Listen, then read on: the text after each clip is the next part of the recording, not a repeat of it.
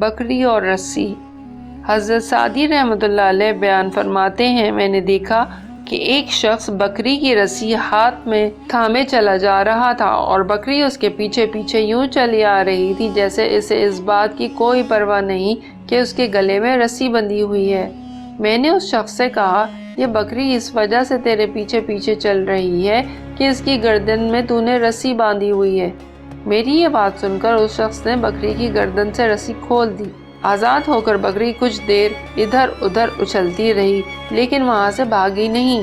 وہ شخص بولا، اے سعدی، یہ بکری بظاہر تو اس رسی کی وجہ سے میرے ساتھ تھی جو اس کی گردن میں بندھی ہوئی تھی، لیکن حقیقت میں اسے اس احسان کی رسی نے میرا مطیع بنایا ہے جو اچھا دانہ پانی کھلانے کی صورت میں اس کے ساتھ کرتا ہوں۔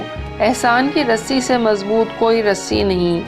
اپنے دشمن کے گلے میں ڈال احسان کی کمند، تو یہ دیکھے گا وہ بن جائے گا تیرا درد مند۔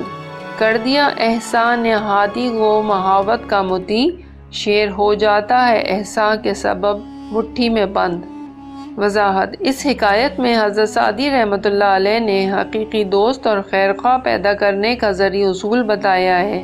اس بات میں ذرا شک نہیں کہ جبر اور تشدد کے ذریعے بھی دوسروں کو اس بات پر مجبور کیا جا سکتا ہے کہ وہ خدمت کریں، لیکن ان کی یہ خدمت مادی اور بے رغبتی کے ساتھ ہوتی ہے۔